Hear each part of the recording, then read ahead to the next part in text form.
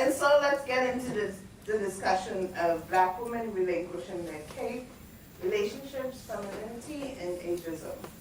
And I know that by now you know what this session is about. We are talking about us and us doing everything for everyone all the time. And so we are going to tackle all of those questions in this session. Hopefully we don't run out of time, but we would want to hear your comments and your questions as well. So we are going to try to be as very quick as we can. So the first question I'm going to ask my panelists is, why are we so proud of being called the strong Black woman? That's a good question. One, I no longer identify myself as a strong Black woman. I think in conversations when people say, Joy, you are strong, I said, I am not strong. I'm a human being. But I will say in the moments when I was embracing it, it was rooted in like people pleasing. It made me feel like I actually was centered in something and I belonged to something that I was able to attribute to something. And I felt like, okay, I'm being seen. But I felt like my hands had to be in every single pot. When I actually I was living in New Jersey for like 9 years, and I ended up moving to Brooklyn because I was the dean at a charter school, and that was crazy. And I remember being there, and I remember my principal at the time, he said, girl, you are strong. I said, no, I'm not. And there was moments in which I would go home, I would cry every day. Like that was when I really experienced like depression. And I couldn't even, like I would go grab a glass of wine, I couldn't even taste the wine. That's how stressed and depressed I was. And in that moment, he saw me as this person that was invincible, all because when I'm stressed, I don't show it. And he was like, well, Joy, you're so graceful and such. And I'm like, you have no idea what's going on in my mind. You have no idea what I'm carrying. And so in that moment, I realized, and also when I was at that job, I was in therapy. I realized in that moment where it's like, because you perceive me as that, you never checked in to ask me, how are you actually really doing and feeling? So I think in the moments in which I ignored that and I was always like, oh, I'm the strong Black woman, is because I felt like I belonged to something. And I realized, I belong to myself and my mental health matters. So I no longer actually subscribe to that, and I'm very quick to correct my friends, my colleagues, even my supervisor, like I'm not strong. Because if you see me as strong, you're gonna constantly dump on me.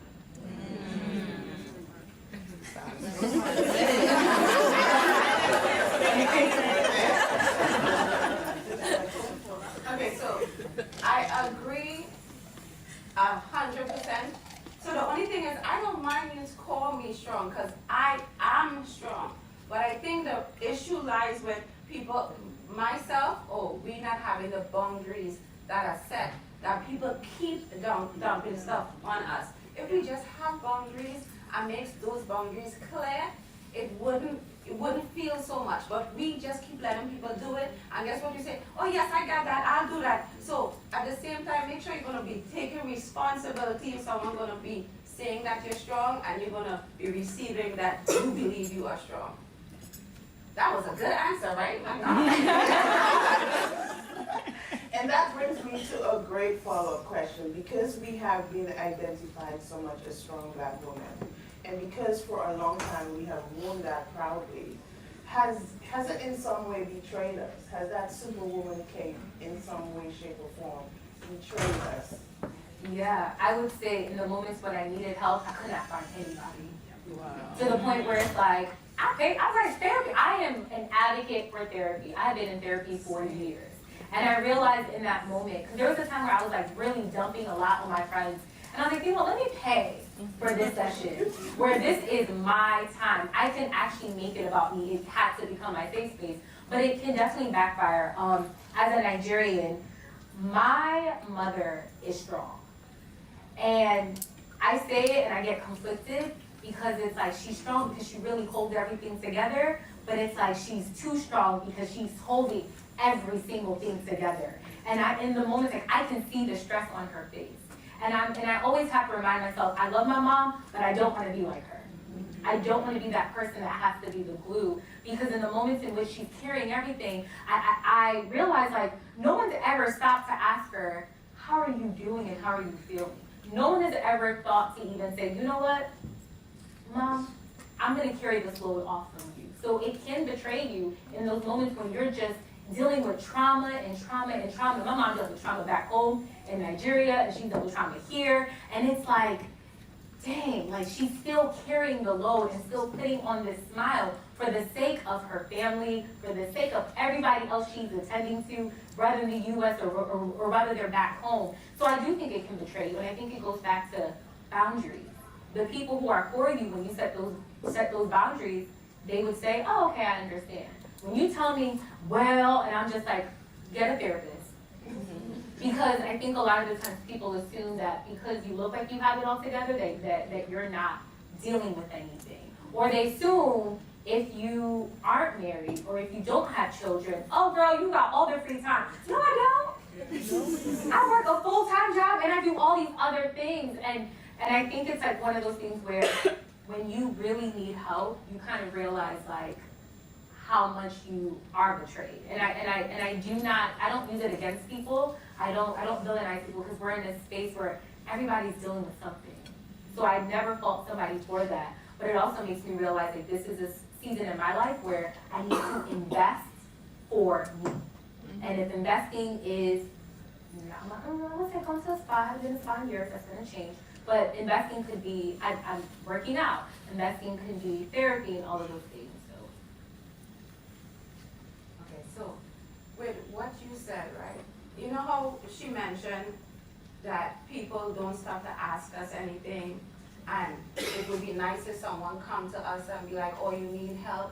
But a lot of the times, why it is that we ourselves don't honestly reach out.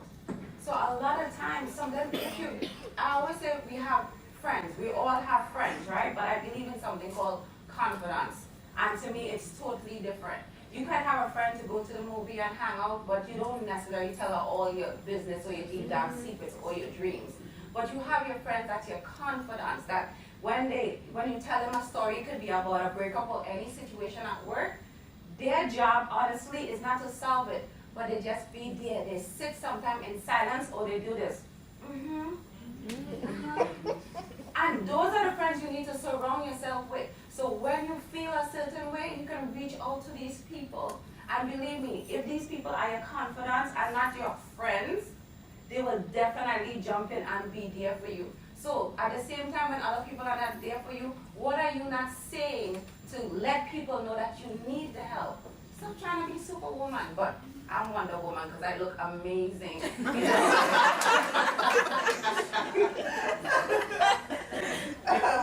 I want to say that strength almost becomes a weakness, right? Because we strong. And I've looked at my mother as well, and I've said to her many times, because my mom is a pastor, right? And I've said to her many times, I've even said to her, resign. It's too much, right? And she calls in the morning, calls in the night, late at night, and all this stuff. And I've said to her, you gotta put yourself first. And so that's, a lot of times that's what we don't do. And it's gonna factor right into this question. My grandmother used to say, heavy is the head that wears the crown, or in this case, the cape. Black women have worn this cape on their backs for centuries. Our cape is worn in being a mom, a wife, a partner, a friend, an employee, an advocate, and the list goes on and on. We show up and solve problems, we nurture, we engage, we save the day, despite how we might feel physically, mentally, and we are expected to do so. In your opinion, what impact have this created on the Black woman mental state? They're crazy, they're tired, they're exhausted, they're frustrated, just getting up in the morning. It's like, why? Then you have to find all these different reasons to make it your why. Maybe it's the kids, maybe it's the husband that you don't even like that much more. You remember when you turned 10 this morning, I was like, I still like you? But it seems like just like Joy used to go to a spa, it's really affecting us in so many different levels. And some of us, again, I always like to mention Oprah. Just like a lot of us do need therapy, Oprah always says she has never seen a therapist. But her therapist is Gail. And Gail live for therapy. So, so it's not a phenomenal state, but the first thing is realizing we need outside help. You can't do everything yourself. So, and that could look like different things. Maybe you have a Gail, maybe you have a therapist, maybe you join different organizations and groups, and sometimes you just need to sit in the back of a room like this and just sit here and get some information, and even if it's one thing you remember, just execute it. Okay, I don't want to see no mad people walking outside when I'm trying to leave, okay? So let's just try to help one another. Ask Joy for her therapist. Joy?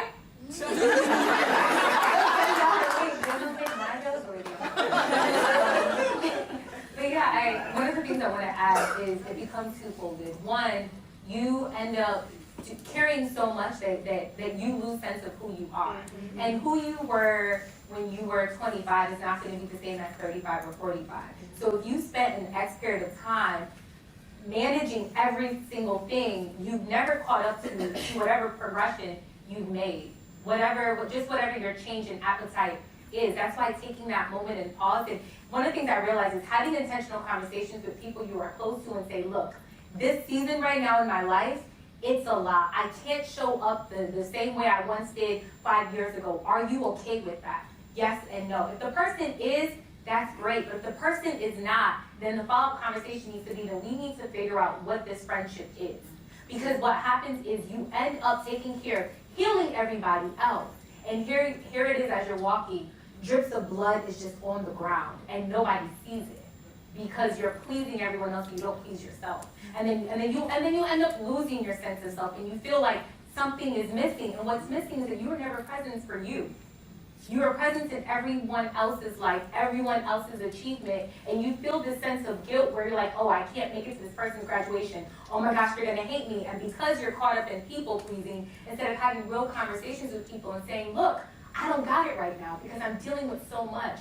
And I think sometimes we feel like we have to overshare and explain why, when in reality, if you're not ready to share that, it's okay to be like, I'll tell you when I'm ready. And I think what happens, and I've dealt with this before, just this sense of guilt where it's like, you know, everything, if you go on my LinkedIn or my Instagram, I'm everywhere. I'm at somebody's birthday, someone's speaking engagements, someone's everything. And I realized, like, I actually have to be okay with just watching it on my couch on Instagram and be okay with that. Because what happens is when I show up in a space where I know I can't even physically be there or I shouldn't emotionally or mentally be there, what happens is I'm there and you can feel it.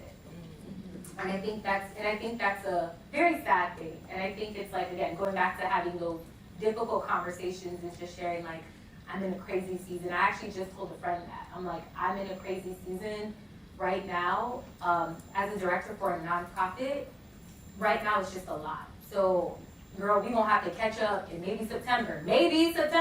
I don't know. And I think people who are really for you will understand, especially if you've been there for them. Or you know what I mean? So as you change, your seasons change. And I'm so glad that you mentioned that, because that word guilt, because we are going through a funny time now in the era of George Floyd and affirmative action and all the stuff that's going on. And I know we as Black women, we are the first out there on the front lines. We're the first in the marches and to do all of that stuff. And how do we silence that guilt? Because in the atmosphere and what you look at now, people come from the Black women and say, you're not doing nothing, you need to do something. And so that guilt is pressed upon you. So how do you silence that guilt, silence that noise, and be able to stand in you and say, I'm gonna do what's best for me? I think you have to be comfortable with being uncomfortable and sitting in it. Because you're never going to feel 100% comfortable in a decision that you make. And I think that's something I've had to learn personally and professionally, especially in the midst of like all these things that's happening, dealing with race, dealing with women and whatnot. And sometimes you have to keep real with people and be like, I'm not about to educate you. You have Google, there's a library, go. And you know what, with the library card is free. And I think it's about saying that and being okay with, look, if you want to perceive me as a particular way, because I'm letting you know that this girl is tired of being a teacher, then that's on you. And I think it's about sitting in that and being okay with that, but finding community where you can vent and express that. I think that's so important, especially as Black women, finding community in which you can be like, okay girl, I'm coming over and I'm crying. And you know when that crying is a language. You can tell what the person is saying based off of a particular cry. Where it's like, girl, work is crazy. And that person cries and you're like, I get it. And I think having that safe space of women where you can call, rather you can go to physically, it helps.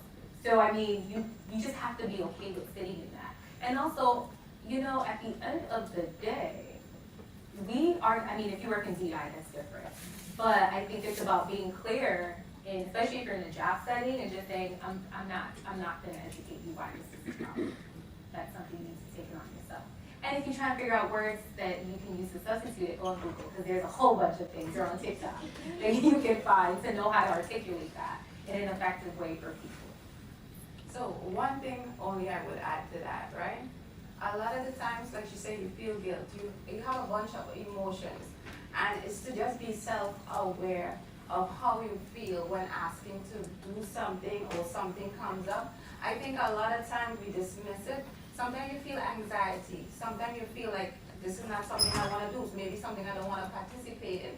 So just like she said, you know, just sitting it is like, here, whatever they tell you, fine. But how does that make you feel? And if you know it's not going to make you feel good, or something you don't have the time for, don't want to do it for, whatever, it's your personal business, then pause and really think about it. Like, why are you even going to do something in the first place? So so you wouldn't even have that guilt, because that's what I find myself doing. I'm always doing a bunch of stuff. Sometimes I don't even want to do it. But if I know, okay, this doesn't make me feel good, I feel anxious, I pause, I think about it, and decide, maybe I'm not going to do this, but I'll do this. And honestly, sometimes people just going to have to understand. You know, we're all adults. It's unfair to someone be like, well, why are you not doing this? But I did this. And again, just like she said, we go through cycles and stages, and you're not who you were when you were 25. Sometimes we all have to grow. And those friends that you were with at 25, it's really nice that the friendship lasted for 20 years. But you have to let them go. Because there's new people that's waiting, they might be blocking whoever is needed to take you to the next level. So it's okay to feel what you feel, just don't sit in it too long. Just know when to get up, move on, and you meet different friends. Look, I have Molly now and I have Joy, right? Okay, so this is going to be a controversial question. I'm going there. I'm going there, guys. Go there. Are we? Is our cape preventing us from getting into meaningful relationships? Are we blocking ourselves?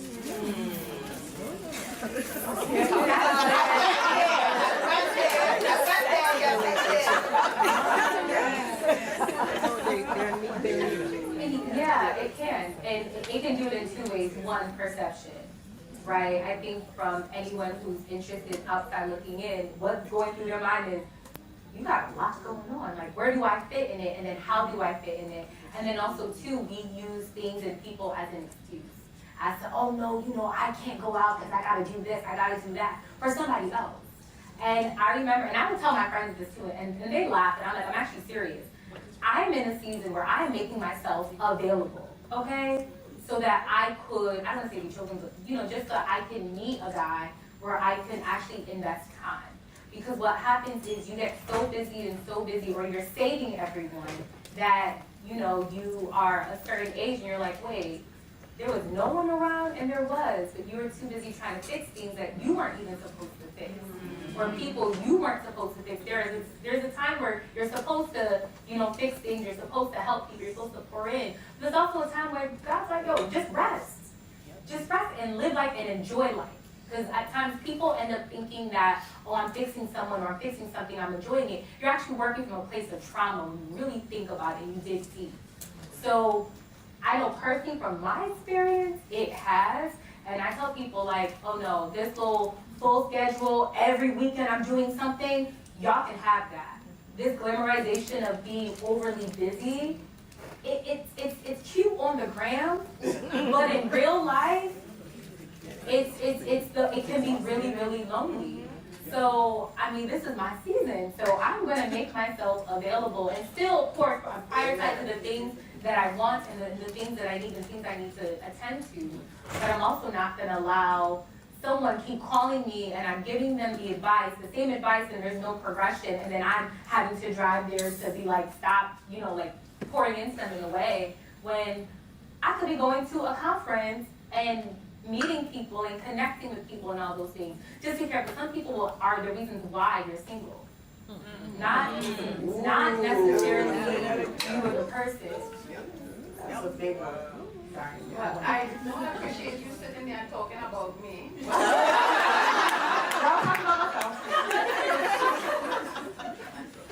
But, you know, everyone has a story, right? And we know that by now. And one of the things, like, I love that you said is people's perception. Because if you look at my Instagram, I'm glamorous. But that's the same thing. A guy might see it and go, oh, she's high maintenance. No, and I think a lot of the things is, even though we're going around and doing all these amazing things, at the same time, put yourself in, like right now I should be at a men's conference.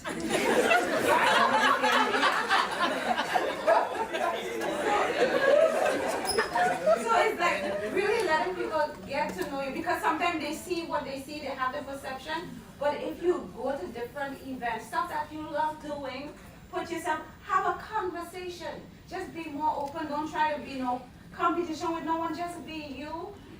So many people be like, oh, I thought she was like, but she's really nice. But a lot of times we trying to do the gram thing and then we're walking around, oh, I had to walk like this, like, girl, I had some gas earlier, like I should be able to tell you that, right? We all family here, right? But my thing is, at the end of the day, no, you just said, yeah, girl, but me too. Tell me about it after, right?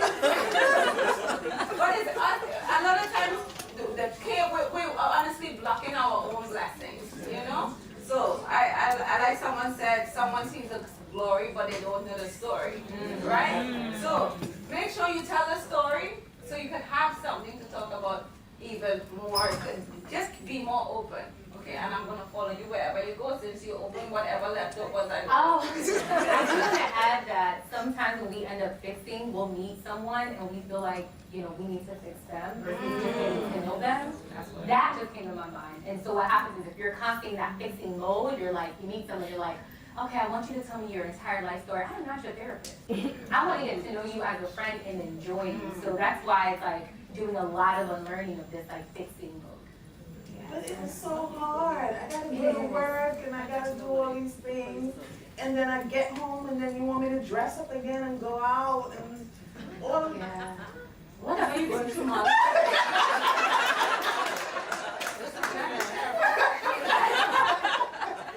I think Molly's making excuses. I'm getting dressed.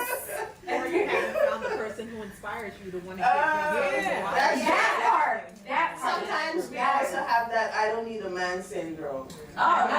Well, I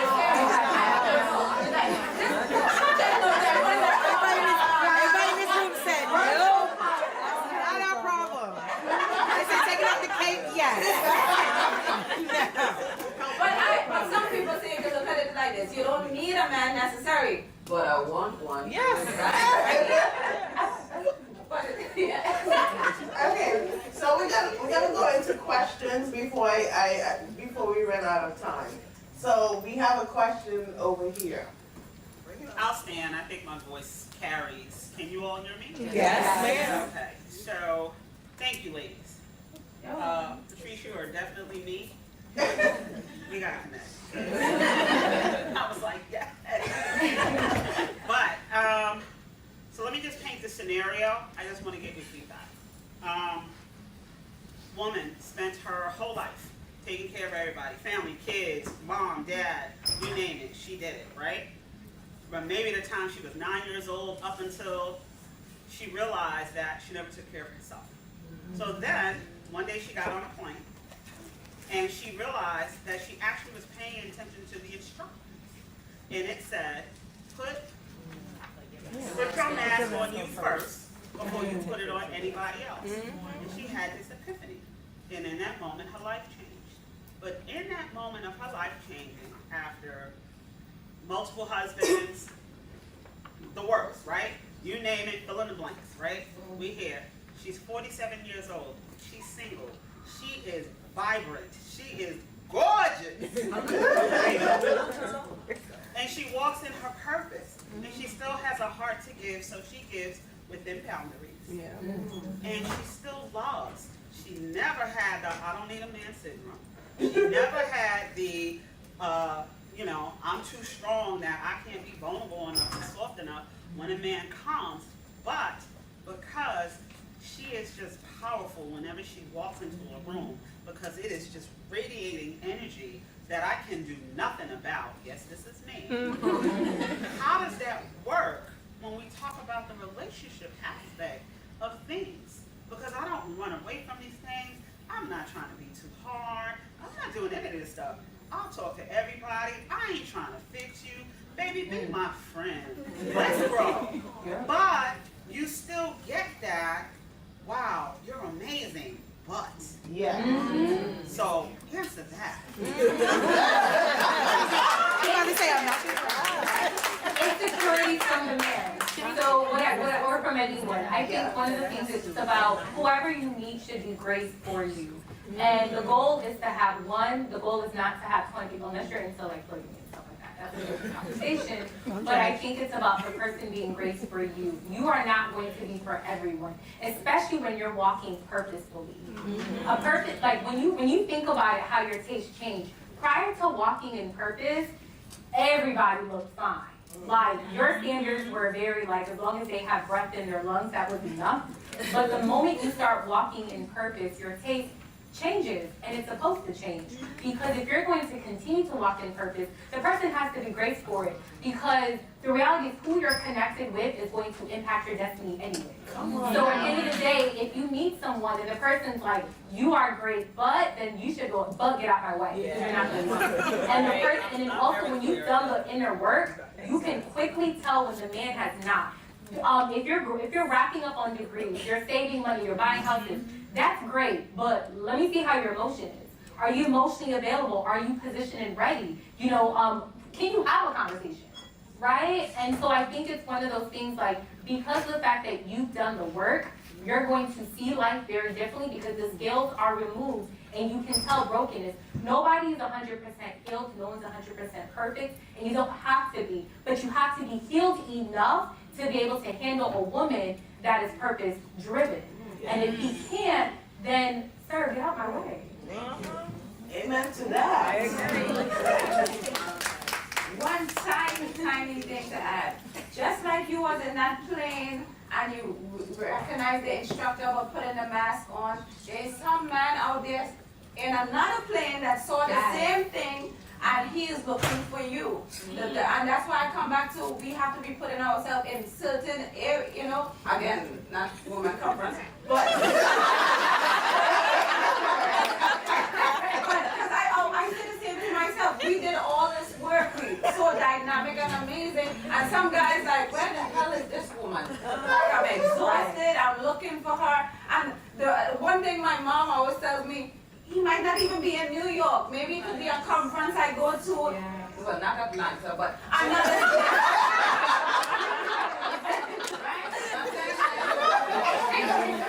But I'm just saying, once you keep that dynamic, great personality, you just continue to be you.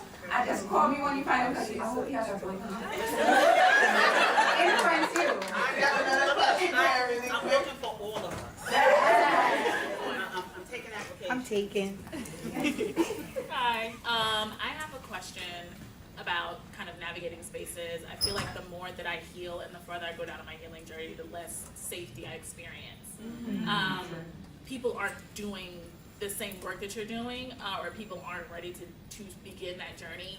But as you're doing it, you're starting to notice, like your standards are raising, your boundaries are tightening, no, the things that you used to tolerate are intolerable. Like you literally have an extreme aversion and visceral reaction to them. And it's just like when I'm in the workplace, when I'm with family, when I'm not really dating at the moment, but when I was, and like in any spaces. And I'm trying to figure out how to navigate that, because ultimately, currently, I just kind of just been in the house or like going to spaces like these where I know what I'm expected to experience. So I just wanted to know if you had any Okay, thoughts. so I'll say this, right? Everybody is at a different level at some period of time, right? So, again, at the same time, it's like someone used to smoke or used to drink and all of a sudden you don't, and all of a sudden you realize all these things and now you're trying to tell your friends, so forth and so on. That's still unfair to them, right? But you know where you are and you know the space that you are in, but you say you're staying home. My thing is when I realized that happening, for example, this is really going to be weird, but yesterday I was with my cousin, it's her birthday, and my ex-fiance is there with his wife. That just, right? And that's an uncomfortable space at times, right? But I know why I'm there. This is the job. I'm here to celebrate someone's birthday. You leave that there and you find like spaces like this and organizations. You know, I think you're thinking of it so much like, oh, why this person should be more like this, because now I see it like this, and how come they don't see the sky and the air, they only see the small box. Leave them in their box, and you find people where everyone sees the sky and the planes and 5 different organizations. I belong to just like this organization, you find the people that's for you, and you know they can relate to you, and that's where the spaces you need to find yourself in. And those people that live in a box, that's fine. You could only give them, you could talk about certain things, and some people, like even events like this or organization, I talk about it, some people receive it, some don't. You have to be okay, well, they didn't, just like she keeps saying about friends. You leave them there, and you find your space where you fit in. And to add, like, finding that tribe. And I think it's also having difficult conversations, especially with family, and just being like, I'm not going to talk to you about that. Or if you know certain gatherings, if people aren't respecting of your boundaries, it's okay to just not tell them, because that might turn into a whole group chat on WhatsApp. But it can turn into a, you know what, I'm not showing up to certain functions, and being okay with that. And I think, one of the things is just going back to finding your tribe and writing out the qualities the qualities you want in a tribe, and the qualities you want in a friendship. Because the same way we date should be the same way we date for friends, right? So if we have standards for whoever we want to be our partners, why don't we have standards with friendships? And I just realized that, and I'm like, that's true, because everybody called me their friend, and I can't say the same thing back to them. And then I realized, like, oh, I need to go back and really find out, like, write down what I need in a friend. And that's when it's going to then carve out that time where I can actually just go out with people, right? And then also putting people in categories. Like, you are that person where, when we want to get brunch, you my brunch bestie. Or when it comes down to personal matters, or jobs or careers, like actually being okay with talking to people, being around people for certain things. It's not necessarily using, but it's you putting people in their place without telling them. Okay, ladies, unfortunately, they're telling us we have to wrap up. So I'm gonna let my panelists give you their last words of encouragement. So quickly, I'll just say, like I said about confidence, I would really, they say those 5 people that you surround yourself with or who you talk to, you're the average of those people. People say it, but they don't really think about it. So I would encourage you, just like this person wants to grow with their space and the place that they are in, really write those friends, really look through your phone, the last few people you talk to, really write it down and decide, are these the friends that's going to help take me to the next level, or how is this person adding or taking away from my life, and is these the people that I really truly need in my life, because I got rid of some of mine. As you are removing the cape, or as your cape is already gone, like in the corner, give yourself some grace. Yes. There are moments when you slip and you're like, dang, I'm actually here at this brunch and I know I don't need to be here. So give yourself some grace, because you're still a human being. Yes. Right? So that's it. Thank you.